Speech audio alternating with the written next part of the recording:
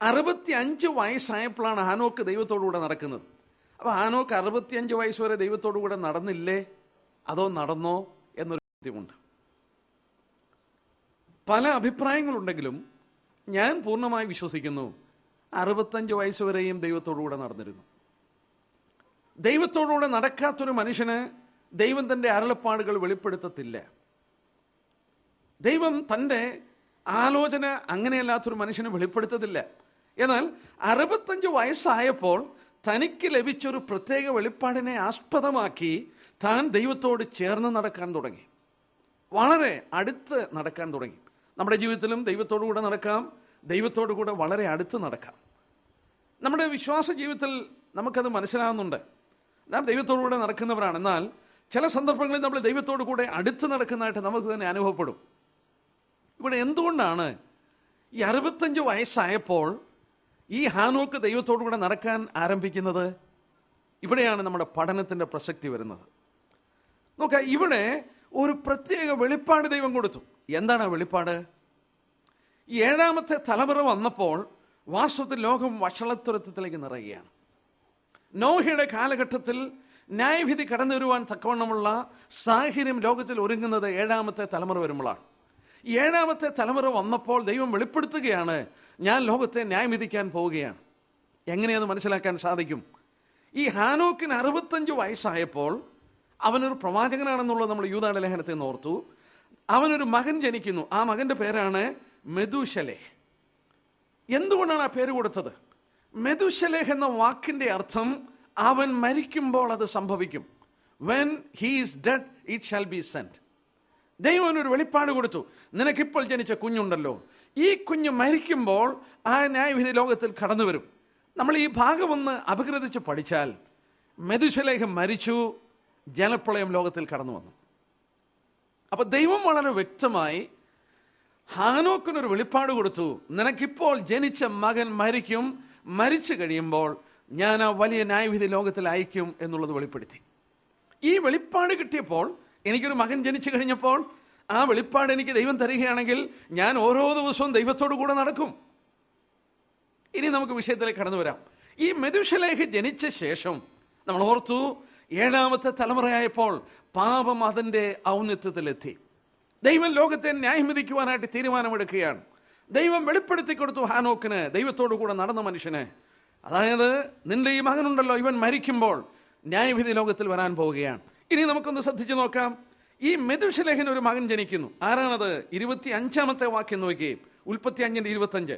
മെഥൂശലേഹിന് 187 വയസ്സായപ്പോൾ അവൻ ലാമക്കിനെ ജനിപ്പിച്ചു. നോക്കാം, ഈ വംശത്തിൽ ഒരു ലാമക്കുണ്ട്.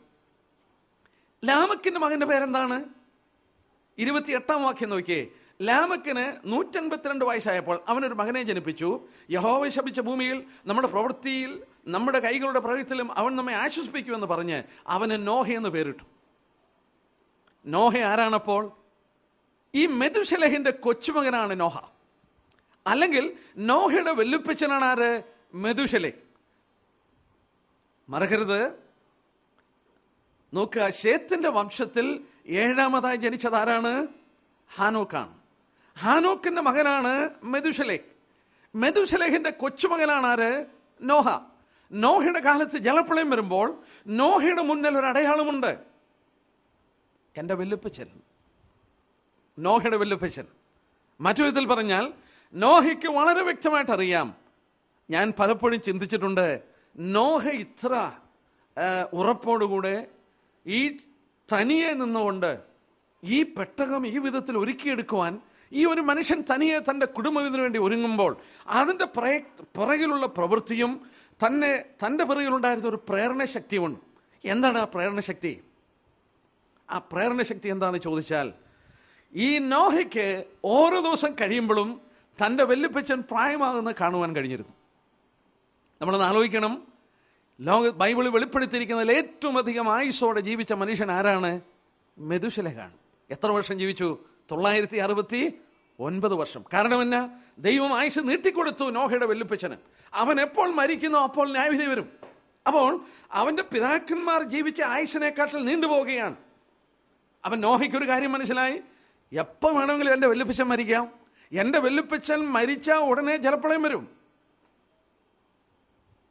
നോഹയുടെ ഉള്ളിൽ തൻ്റെ വല്യപ്പച്ചനെ കാണുമ്പോൾ തൻ്റെ ഹൃദയം കത്തുകയാണ്. എപ്പോൾ വേണമെങ്കിലും എൻ്റെ വല്യപ്പൻ മരിക്കാം.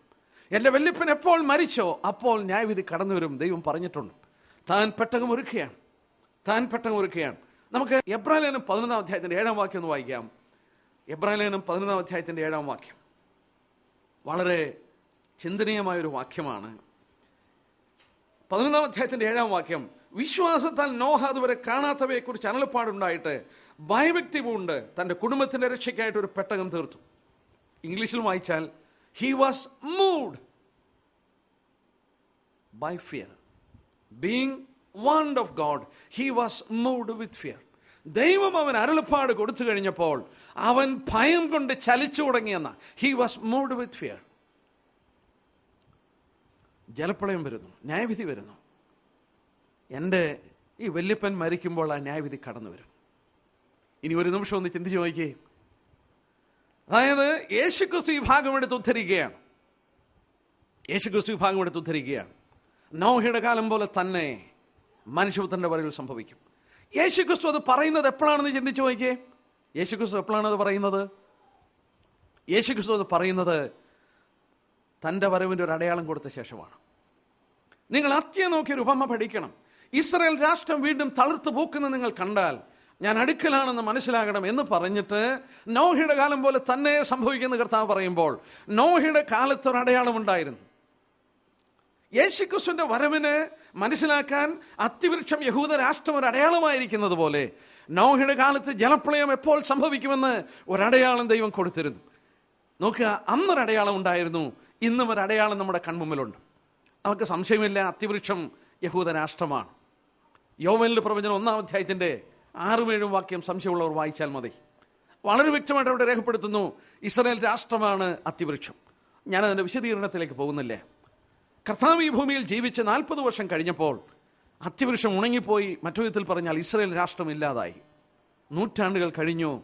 നാം ജീവിക്കുന്ന കാലഘട്ടത്തിൽ ഈ രാഷ്ട്രം വീണ്ടും തളുത്ത് പൂത്ത് ലോകരാഷ്ട്രങ്ങളുടെ മധ്യത്തിൽ ശക്തി കൂടിയ ഒരു രാഷ്ട്രമായി മാറി. ഏതാണ്ട് 21 ഇസ്ലാമിക് രാഷ്ട്രങ്ങൾ അവരെ ചുറ്റിക്കിടക്കുന്നു. അവരെ കൊന്നൊടുക്കുവാൻ ശ്രമിച്ചിട്ടും സാധ്യമല്ലാതെ ഒരു കൊച്ചു രാഷ്ട്രം ലോകത്തിൻ്റെ മധ്യത്തിൽ വിജയത്തിൻ്റെ കൊടി പറപ്പിച്ചുകൊണ്ട് ലോകരാഷ്ട്രങ്ങൾക്ക് ഒരടയാളമായി അവ നിലനിൽക്കുമ്പോൾ ഒരു കാര്യം മറക്കാതെ ഓർക്കണം. യേശുക്രിസ്തു പറഞ്ഞു, നോഹയുടെ കാലത്ത് നൽകപ്പെട്ടതുപോലെ ഒരു അടയാളമാണ് യേശുക്രിസ്തുവിന്റെ വരവിനോട് സമീപിച്ചിരിക്കുമ്പോൾ മനുഷ്യവർഗത്തിന് നൽകപ്പെട്ടിരിക്കുന്ന ഇസ്രായേൽ രാഷ്ട്രത്തിൻ്റെ അടയാളം.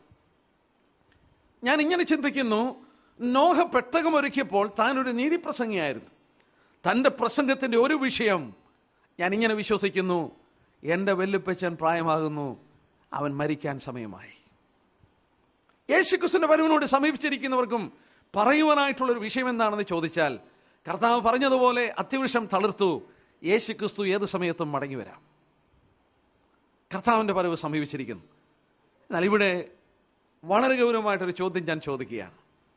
നോക്കുക, കയീന്റെ വംശം ലോകത്തിൻ്റെ പുറകെ പോയി. കയീന്റെ വംശം വിറ്റും നട്ടും അല്ലെങ്കിൽ ഈ ലോകത്തിൻ്റെ പ്രതാപം മഹത്വത്തിൻ്റെ പുറകെ കടന്നുപോയി. എന്നാൽ ദൈവത്തെ ആരാധിക്കുന്ന ഒരു വംശമാണ് ശേത്തിന്റെ വംശം. അവർ ദൈവത്തെ ആരാധിച്ചു, മരണത്തെക്കുറിച്ച് ബോധമുണ്ടായിരുന്നു. ആ വംശത്തിനാണ് ഈ ന്യായവിധിയെക്കുറിച്ചുള്ള വെളിപ്പെടുത്തിയതും. ആ വംശമാണ് നോഹയെ പിറക്കുവാൻ ഇടയായി മാറിയതും ഒരു പെട്ടകം അവിടെ ഒരുക്കുവാനായിട്ട് ഇടയായി മാറിയതും. എന്നാലും വലിയൊരു ചോദ്യം ഇവിടെ ചോദിക്കുകയാണ്. എന്താ ചോദ്യമെന്നറിയാമോ? നോഹ പെട്ടകം ഒരുക്കി. എന്നാ ഞാനൊരു ചോദ്യം ചോദിക്കട്ടെ. നോഹ പെട്ടകം ഒരുക്കിയപ്പോൾ ഈ ദൈവത്തെ ആരാധിച്ചിരുന്ന വംശമുണ്ടല്ലോ, ശേത്തിന്റെ വംശം, അവരെന്തുകൊണ്ടാണ് പെട്ടകത്തിൽ കയറാതിരുന്നത്? യെസ്, ഒരു നിമിഷം ഒന്ന് ചിന്തിച്ചു നോക്കുകയും. കായിന്റെ വംശം കയറിയില്ല, നമുക്കിത് മനസ്സിലാക്കാം. കായിന്റെ വംശം കയറിയില്ല, ഓക്കെ, അവർ ലോകമനുഷ്യരായി തീർന്നു, അവർ ദൈവത്തെ ആരാധിക്കുന്നില്ല. എന്നാൽ ദൈവത്തെ ആരാധിച്ച് ദൈവത്തിന്റെ ജനമെന്ന് അഭിമാനിച്ചിരുന്ന ഈ ശേത്തിന്റെ വംശം എന്തുകൊണ്ട് പെട്ടകത്തിൽ കയറിയില്ല? വചനം വെളിപ്പെടുത്തുന്നു, അല്പജനം എന്ന് വെച്ചാൽ 8 പേര് പെട്ടകത്തിലൂടെ രക്ഷപ്രാപിച്ചു. അല്പജനം. ഏറിയ പങ്ക് എവിടെ കടന്നുപോയി? എൻ്റെ പ്രിയപ്പെട്ടവരെ, കർത്താവ് നമ്മളോട് ഓർപ്പിച്ചു, നോഹയുടെ കാലം പോലെ തന്നെ മനുഷ്യപുത്രന്റെ വരവിലാകും. നോഹയുടെ കാലത്തോടുള്ള ബന്ധത്തിൽ വളരെ ഭയത്തോടെ നമ്മൾ ചിന്തിക്കേണ്ട ഒരു കാര്യമാണിത്. നോഹയുടെ കാലത്തെക്കുറിച്ച് വളരെയധികം പ്രസംഗങ്ങളുണ്ട്. നോഹയുടെ കാലത്തെക്കുറിച്ച്, നോഹയുടെ കാലഘട്ടത്തിൻ്റെ സ്വഭാവങ്ങളൊക്കെ വളരെ വ്യക്തമായ ദൈവവചനത്തിൽ രേഖപ്പെടുത്തുന്നുണ്ട്. അതല്ല വിഷയം, അത് വേണമെങ്കിൽ ഞാൻ എടുക്കാം. എന്നാൽ നോക്കുക, ഇവിടുത്തെ ഏറ്റവും വലിയ വിഷയം ദൈവജനത്തോട് തന്നെയുള്ളൊരു വെല്ലുവിളിയാണ്. എന്താ കാരണം? ദൈവത്തെ അറിഞ്ഞു എന്ന് അഭിമാനിച്ച ഇവരെന്തുകൊണ്ട് ഈ പെട്ടകത്തിൽ കയറിയില്ല? യെസ്, ഇതൊരു ചോദ്യമാണ്. ഞാൻ ഒരുപാടിരുന്ന് ആലോചിച്ചു, ഒരുപാട് ദൈവജനത്തെ പരിശോധിച്ചു നോക്കി, എന്തുകൊണ്ടാണ് അവരവിടെ കയറാതിരുന്നതെന്ന് ഞാൻ ചിന്തിച്ചു. അതിൻ്റെ മറുപടി ദൈവജനത്തിൽ തന്നെ കിട്ടി. യൂദയുടെ ലേഖനം എടുത്താട്ടെ. യൂദയുടെ ലേഖനം 11-ാം വാക്യത്തിൽ നാം ഇങ്ങനെ വായിക്കുന്നുണ്ട്. യൂദയുടെ ലേഖനം 11-ാം വാക്യം: അവർക്ക് അയ്യോ കഷ്ടം, അവർ കയീന്റെ വഴിയിൽ നടന്നു. Yes, woe to them, for they have gone in the way of Cain. കയീന്റെ വഴിയിലേക്ക് അവർ പോയി. ആര് പോയി? കയീന്റെ വഴിയിലുള്ളവർ കയീന്റെ വഴി പോയെന്നാണോ? അല്ല. ശേത്തിന്റെ വംശത്തിൽ കിടന്നവരും കയീന്റെ വഴിയിലേക്ക് കടന്നുപോയി. എന്താണ് കയീന്റെ വഴി? കയീന്റെ വഴി എന്താണ്? ഞാൻ എടുത്തു പറയാതെ ഓർപ്പിക്കട്ടെ. കയീനും ദൈവത്തിന്റെ സന്നിധിയിൽ ഒരു യാഗം കൊണ്ടുവന്ന് അർപ്പിച്ചു. എന്തായിരുന്നു ആ യാഗം? നിലത്തിലെ വിളവുകളാണ്. തനിക്കാവശ്യം ഭൗമികമായ നന്മകളാണ്. ഈ നിലത്തിന്റെ വിളവുകളും കൊട്ടയിലെടുത്തുകൊണ്ട് വന്ന് ദൈവത്തിന് യാഗമായി അർപ്പിച്ചു. ദൈവം ആവശ്യപ്പെട്ടു, ഒരു ആട്ടിൻകുട്ടിയെ വേണം യാഗമർപ്പിക്കാൻ. യാഗത്തിന് ചോര ആവശ്യമാണ്. എന്നാൽ ചോരയില്ലാത്തൊരു യാഗം. എന്തിനാണ് അത് അർപ്പിച്ചു കൊടുത്തത്? താൻ കൃഷിക്കാരനാണ്, തൻ്റെ കൃഷി അനുഗ്രഹിക്കപ്പെടണം, തനിക്ക് ധാരാളം വിളവുണ്ടാകണം. ഞാൻ പറയുന്നത് ഭയത്തോടുകൂടെയാണ്. ഇന്ന് ക്രിസ്തീയ കോണത്തിൽ കേൾക്കുന്ന ഏറിയ പങ്ക് പ്രസംഗങ്ങളും ശ്രദ്ധിച്ചു നോക്കിയാൽ കയീന്റെ വഴിയിലേക്ക് മനുഷ്യൻ തിരിയുന്ന പ്രസംഗങ്ങളാണ്. എന്ന് പറഞ്ഞാൽ ക്രൂശില്ല, ഇങ്ങോട്ട് വന്നാൽ മതി കടം വീടും, ഇങ്ങോട്ട് വന്നാൽ മതി ഭൗമിക നന്മകൾ കിട്ടും, ഇങ്ങോട്ട് വന്നാൽ മതി ദൈവം അനുഗ്രഹിക്കും, ദൈവം നിങ്ങളുടെ പ്രയാസങ്ങൾ മാറ്റിത്തരും. വേദപുസ്തകം പറയുന്നുണ്ടോ പ്രയാസം മാറ്റിത്തരുമെന്ന്? ബൈബിൾ എന്താ പറയുന്നത്? ഇങ്ങനെ നാം അനേക കഷ്ടങ്ങളിലൂടെ ദൈവരാജ്യത്തിൽ കടക്കണം.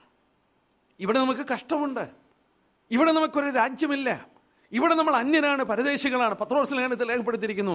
ഇങ്ങനെ നാം അല്പകാലം ദുഃഖിച്ചിരിക്കേണ്ടി വന്നാലും, ഇഫ് നീഡ് ബി എന്നാണ് ഇംഗ്ലീഷിൽ, അത് നിങ്ങൾക്ക് ആവശ്യമായി വന്നാലും എന്ന് പറഞ്ഞാൽ കഷ്ടങ്ങൾ ഇവിടെ ഉണ്ട്, അത് നമുക്ക് ആവശ്യമാണ്.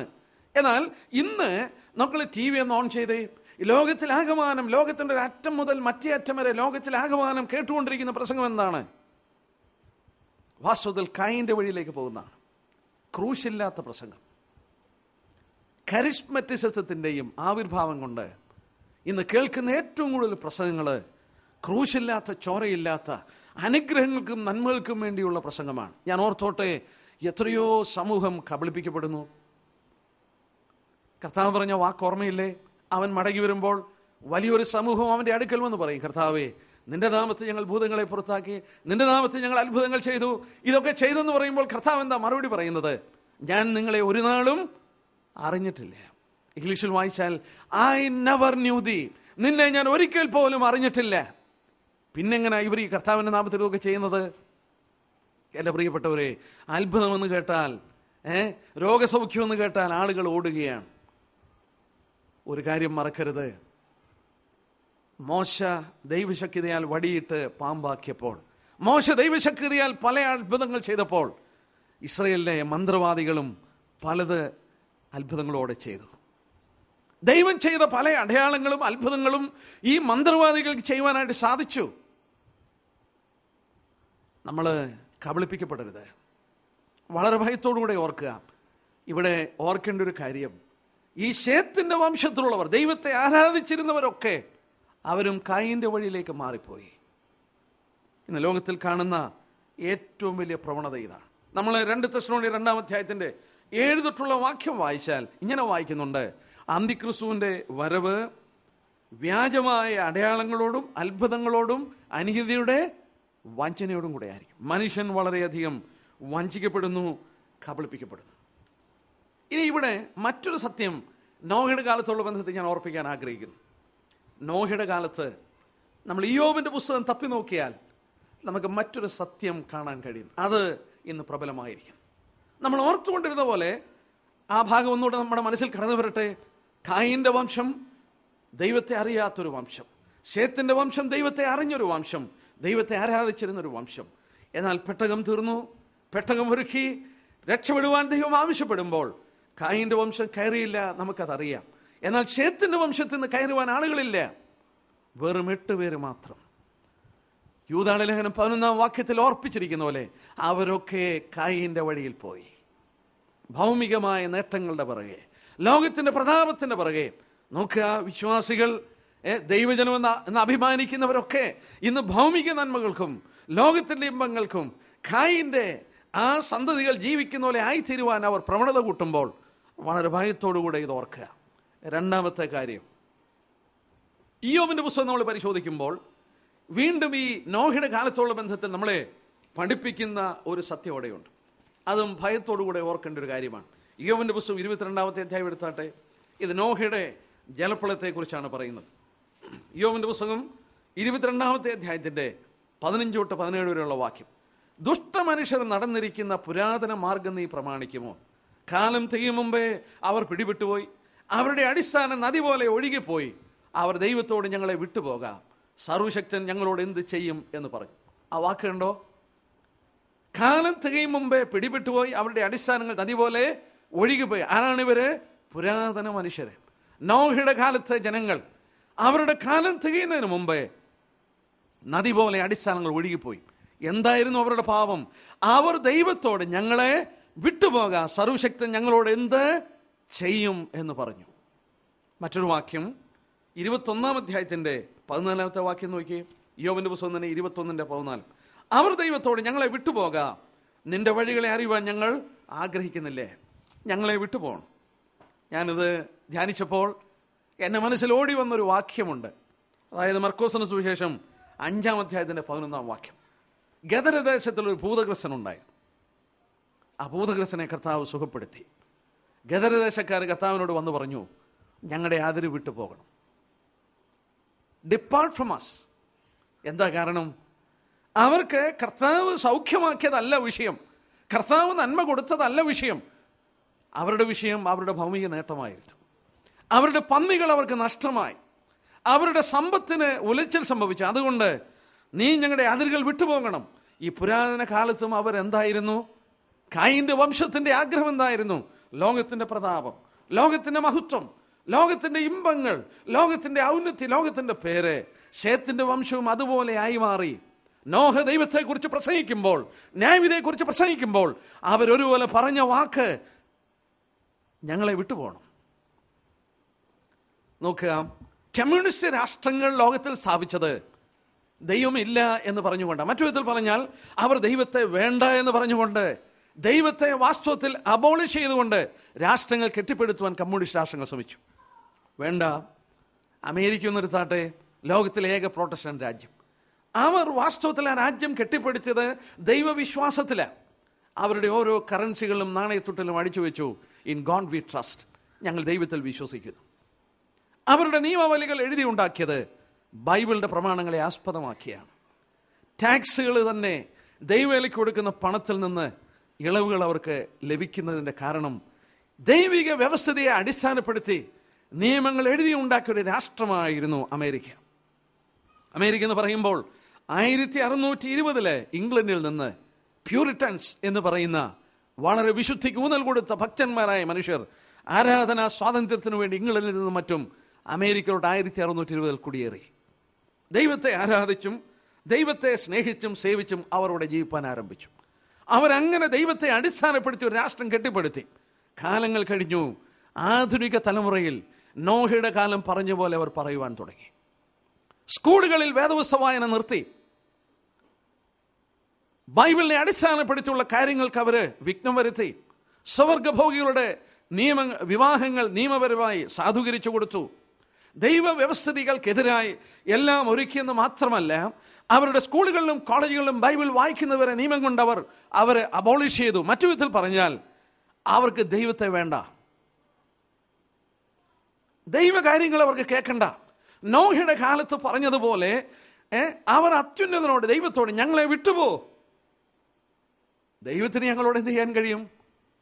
ദൈവത്തെക്കുറിച്ച് ഭയമില്ല. എൻ്റെ പ്രിയപ്പെട്ട കേൾവിക്കാരോട് ഞാൻ പറയട്ടെ, ഒരു കൂട്ടം രാഷ്ട്രങ്ങൾ ദൈവത്തെ ഇല്ലാതെ രാഷ്ട്രം കെട്ടിപ്പടുത്തുവാൻ ശ്രമിച്ചു. ദൈവത്തെ ദൈവനാമത്തിൽ വാസ്തവത്തിൽ അടിത്തറ ഭാഗിക്കൊണ്ട് രാഷ്ട്രങ്ങളെ പടുത്തുയർത്തിയ അമേരിക്ക മുതലായ രാഷ്ട്രങ്ങൾ ഇന്ന് നമ്മൾ എടുത്തു നോക്കിയാൽ നിയമങ്ങൾ കൊണ്ട് തന്നെ ദൈവത്തെ അവർ അകറ്റി നിർത്തുകയാണ്. നോഹയുടെ കാലത്ത് സംഭവിച്ചെന്താണ്? നമ്മളിവിടെ വായിച്ചതുപോലെ ദുഷ്ടമനുഷ്യർ നടന്ന മാർഗം, പുരാതന ലോകം, കാലം തികയും മുമ്പേ അവർ പിടിപെട്ടുപോയി. അവരുടെ അടിസ്ഥാനം നദി പോലെ ഒഴുകിപ്പോയി. അവർ ദൈവത്തോട് ഞങ്ങളെ വിട്ടുപോകണം. നോഹയുടെ കാലം പോലെ തന്നെ നമ്മുടെ കർത്താവ് വരുവാൻ താമസിച്ചാൽ, കാലം അല്പം കഴിയുമ്പോൾ കരിസ്മറ്റിസത്തിന്റെ ആവിർഭാവം, ക്രിസ്തീയ സമൂഹത്തിൽ ദൈവത്തെ സ്നേഹിച്ചിരുന്ന വലിയൊരു സമൂഹം വാസ്തവത്തിൽ കായിന്റെ വഴിയിലേക്ക്, ഭൗമിക നേട്ടങ്ങൾക്ക് വേണ്ടി യഥാർത്ഥമായി ക്രൂശിന്റെ വചനമില്ലാത്ത ഇടങ്ങളിലേക്ക് അവർ പോകുവാനായിട്ട് തുടങ്ങുകയാണ്. നിങ്ങളൊന്ന് ശ്രദ്ധിച്ചു നോക്കിയേ, ഈ പ്രസംഗങ്ങളുടെ മധ്യത്തിൽ കാൽവരി ക്രൂശ് ഉയർത്തപ്പെടുന്നുണ്ടോ? യേശുക്രിസ്തുവിലൂടെയുള്ള രക്ഷ പറയുന്നുണ്ടോ? ഇല്ല. ഭൗമിക നേട്ടങ്ങളും ഭൗമിക നന്മകളും രോഗസൗഖ്യവും ലോകത്തിന്റെ നേട്ടങ്ങളും അത് കായിന്റെ വംശം ആഗ്രഹിച്ച മാർഗമാണ്, കായിന്റെ വംശത്തിന്റെ മാർഗമാണ്. എന്നാൽ നമ്മൾ ഓർത്തതുപോലെ ശേത്തിന്റെ വംശം അതുപോലെയായി മാറി. ശേത്തിന്റെ വംശം അങ്ങനെയായി മാറി. നമുക്ക് ഉൽപ്പത്തി പുസ്തകത്തിലേക്ക് കടന്നു വരാം. അതിന്റെ 6-ാം അധ്യായം എടുത്താട്ടെ. ഉൽപ്പത്തി പുസ്തകം 6-ാം അധ്യായം അതിന്റെ 12-ാമത്തെ വാക്യം നോക്കാട്ടെ. ദൈവത്തെ അറിഞ്ഞൊരു തലമുറയുണ്ടായിരുന്നു. എന്നാൽ അല്പം കഴിഞ്ഞപ്പോൾ 6-ാം അധ്യായത്തിന്റെ 12-ാം വാക്യം, ദൈവം ഭൂമിയെ നോക്കി, അത് വഷളായെന്ന് കണ്ടു. സകല ജഡവും, ആ വാക്ക് നോക്കി, സകല ജഡവും ഭൂമിയിൽ തൻ്റെ വഴി വഷളാക്കി. കായിന്റെ വംശം മാത്രമല്ല, ശേത്തിന്റെ വംശവും വഴി വഷളാക്കി. സകല ജഡവും വഷളാക്കി. എന്നാൽ അതിന് മുമ്പിൽ ഒരു കാര്യമുണ്ട്. 11-ാം വാക്യം. ആ 11-ാം വാക്യം, എന്നാൽ ഭൂമി ദൈവത്തിന് മുമ്പാകെ വഷളായി, ഭൂമി അതിക്രമം കൊണ്ട് നിറഞ്ഞു. നോക്കുക, നോഹയുടെ കാലം 7-ാമത്തെ തലമുറ കഴിഞ്ഞ് ആ ജലപ്രളയം സംഭവിക്കുന്നതിന് മുമ്പ് വന്നിരിക്കുന്ന ആ സാമൂഹിക വ്യവസ്ഥിതിയെക്കുറിച്ച് പറയുമ്പോൾ ഇവിടെ പറയുന്നു, ദൈവമുമ്പാകെ ഭൂമി വഷളായി, ഭൂമി അതിക്രമം കൊണ്ട് നിറഞ്ഞു. ഇംഗ്ലീഷ് ഇത് വായിച്ചാൽ, the earth was corrupt and earth was filled with violence. 2 പാപം. എന്താ പാപം? കറപ്ഷനും വയലൻസും. കറപ്ഷനും വയലൻസും. ഞാൻ ചോദിച്ചോട്ടെ, കറപ്ഷൻ ഇല്ലാത്ത ഇടമുണ്ടോ ഇന്ന് എവിടെയും? സാമൂഹിക വ്യവസ്ഥിതിയിൽ കറപ്ഷൻ ഇല്ലാത്ത ഏതെങ്കിലും ഒരു വ്യവസ്ഥിതി നമുക്ക് കാണുവാൻ കഴിയുമോ? ഇല്ല. എല്ലാ ഇടങ്ങളിലും, ഞാൻ വിശദീകരിക്കുന്നില്ല, ഏത് തുറയിൽ കടന്നു ചെന്നാലും കറപ്റ്റഡായിരിക്കുന്ന, കറപ്ഷൻ കൊണ്ട് നിറഞ്ഞിരിക്കുന്ന ഒരു ലോകത്ത് നമ്മൾ ജീവിക്കുമ്പോൾ, എന്നെ കേൾക്കുന്നവർ മറക്കരുത്, നോഹയുടെ കാലത്ത് ദൈവം ന്യായം വിധിക്കുന്നത് ഭൂമി മുഴുവൻ കറപ്റ്റഡായ സമയത്താണ്. 2, ഭൂമി വഷളത്തരം കൊണ്ട്, അതിക്രമം കൊണ്ട് നിറഞ്ഞു. അതിക്രമം എന്ന് പറഞ്ഞാൽ അതിൻ്റെ അർത്ഥം എന്താ? വയലൻസ്. വയലൻസ്. ലാമക്ക് നിയമം തൻ്റെ കയ്യിലെടുത്തു. മനുഷ്യനെ ഞാൻ കൊല്ലും. വയലൻസ്. ഇന്നൊന്ന് ശ്രദ്ധിച്ചു നോക്കിയേ. ഈ അടുത്ത ദിവസം പത്രങ്ങൾ എന്താ വായിച്ചുകൊണ്ടിരുന്നത്? മതപരമായും രാഷ്ട്രീയമായിട്ടും എത്രയോ പേരെ വെട്ടിക്കൊല്ലുകയാണ്. എത്രയോ അതിക്രമം, എത്രയോ വയലൻസ് ആണ് നമ്മുടെ ചുറ്റും ദിനംതോറും സംഭവിക്കുന്നത്. ഇത് വർദ്ധിക്കുകയുള്ളൂ. ഞാൻ പറയുന്നത് ക്ഷമിക്കണം.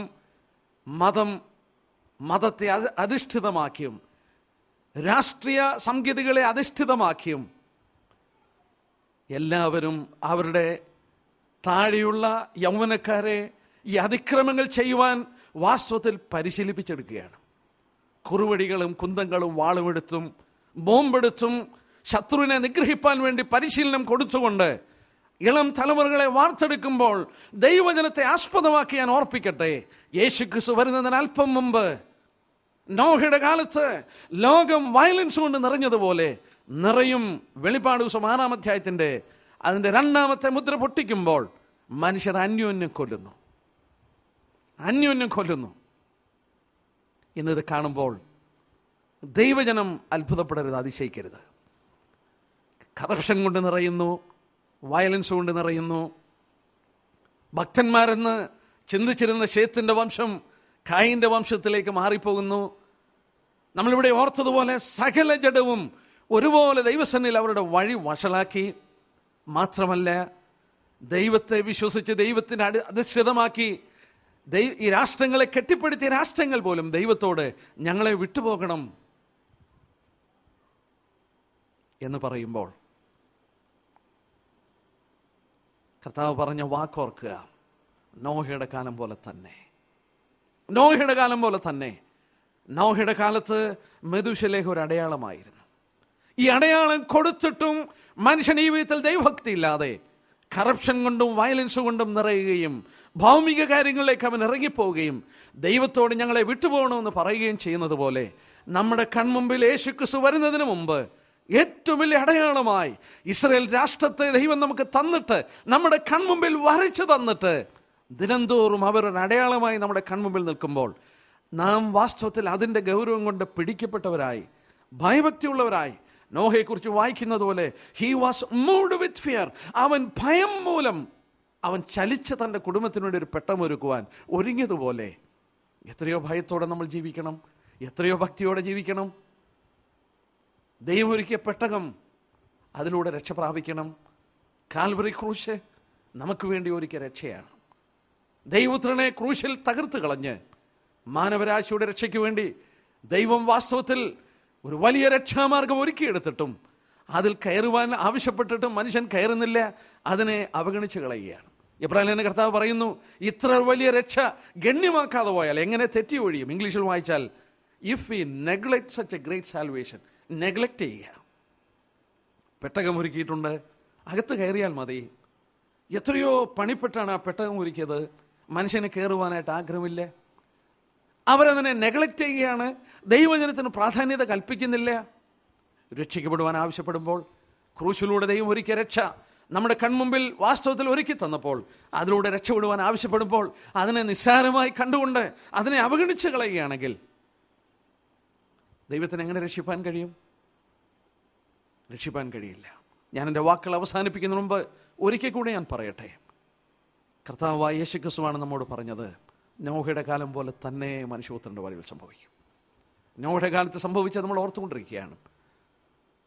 ഭൗമിക കാര്യങ്ങളുടെ പുറകെ പോയൊരു വംശം, കയീൻ്റെ വംശം, ജഡ ഉല്ലാസങ്ങൾക്കും ജഡസംതൃപ്തിക്കും ലോകത്തിൻ്റെ ഇമ്പങ്ങൾക്കും വേണ്ടി പോയൊരു വംശം, ദൈവത്തെ ആരാധിച്ച ശേത്തിൻ്റെ വംശം, ദൈവം വെളിപ്പാട് കൊടുത്ത ശേത്തിൻ്റെ വംശം, മരണത്തെക്കുറിച്ച് ഓർമ്മയുണ്ടായിരുന്ന ശേത്തിൻ്റെ വംശം. കയീൻ്റെ വംശം ദൈവത്തിൽ നിന്ന് അകന്നുപോയി. ശേത്തിൻ്റെ വംശം ദൈവത്തെ ആരാധിച്ച വംശമായിരുന്നു.